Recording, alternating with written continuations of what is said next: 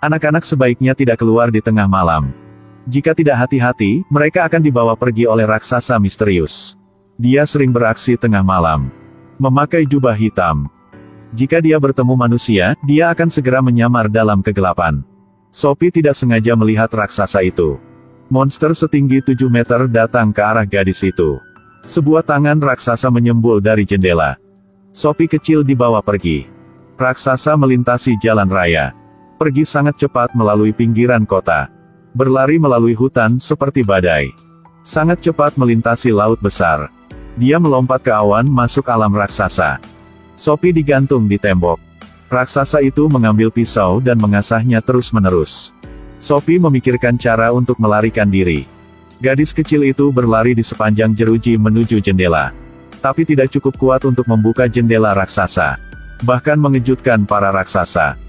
Dia memasukkan Sophie ke dalam panci dan mengaduknya beberapa kali. Di meja raksasa dengan pisau memotong makanan menjijikkan. Ini disebut acar, makanan kelas rendah. Sophie kecil takut ketika dia melihatnya. Tiba-tiba terdengar suara teriakan dari luar. Buka pintu dan melihat sekelompok raksasa datang. Orang tua itu berkata bahwa ada 9 raksasa di wilayah ini. Dia terlahir terbelakang, yang terpendek dari semuanya, disebut kurcaci. Tetapi dia tidak pernah makan daging manusia. Untuk memberi kompensasi kepada orang lain di suku.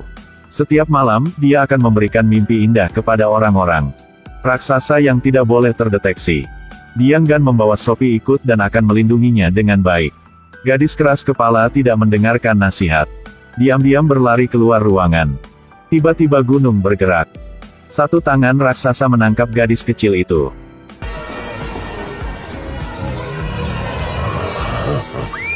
Ini adalah wilayah punya raksasa, manusia tidak boleh masuk ke dalam. Orang tua ini adalah orang paling kecil di dalam suku.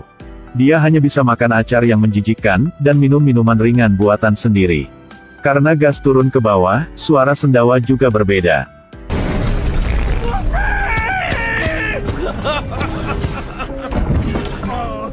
Hari ini, orang raksasa suka makan manusia datang ke tempat punya orang tua itu. Sophie adalah manusia, jadi buru-buru sembunyikan. Tapi pada dasarnya tidak mungkin menyembunyikan indera penciuman raksasa. Tidak ada cara lain, Sophie masuk ke acar. Raksasa kanibal membenci makanan ini. Akhirnya mengambil botol minuman ringan dan pergi. Sophie kecil lolos. Lelaki tua itu membawa Sophie ke gudang simpan mimpi indah. Mandi, lalu ganti baju baru. Mereka berangkat untuk menemukan mimpi indah. Tapi mereka harus melintasi wilayah raksasa dulu. Lelaki tua itu berjalan dengan lembut.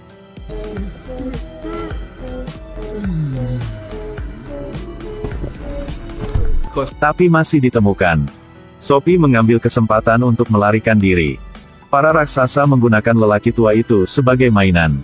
Lempar dia ke mobil kecil. Raksasa itu menginjak 2 mobil. Sophie sedang ada di dalam mobil dan hampir terinjak.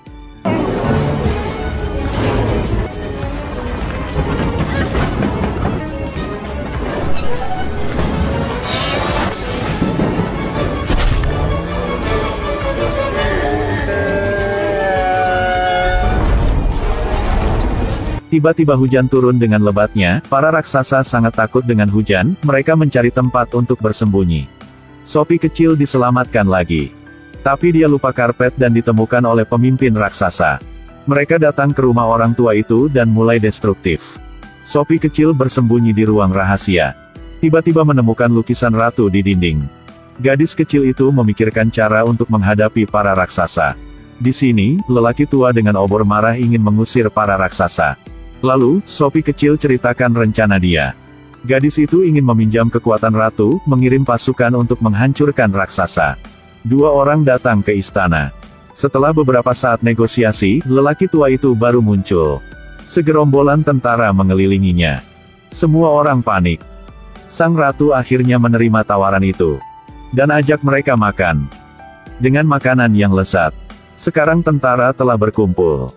Orang tua raksasa yang tinggi 7 meter sedang menikmati makanan yang diberi oleh sang ratu. Dia harus merangkak untuk masuk ke dalam. Bahkan topi pun harus dipegang oleh banyak orang. Tas harus diangkut dengan troli. Semua meja dan kursi harus dibuat terpisah. Makanan siap saji 100 kali lebih banyak dari orang normal. Bawa makanan harus menaiki tangga. Dia memegang sendok. Ambil beberapa kue dan celupkan ke dalam saus telur. Ini jauh lebih enak daripada acar. Ada juga kopi kerajaan yang sangat enak. Sophie ingatkan dia untuk memperhatikan kesopanan. Kopi sangat sulit untuk diminum. Dia mengambil sebotol 7 up buatan sendiri dari tahun 82. Minuman berkarbonasi ini mengejutkan sang ratu.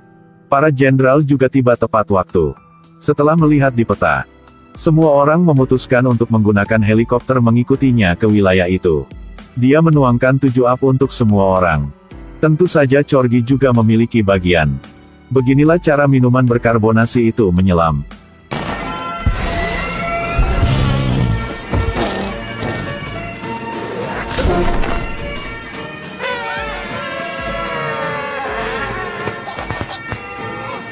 Mereka segera berangkat ke wilayah itu terlebih dahulu.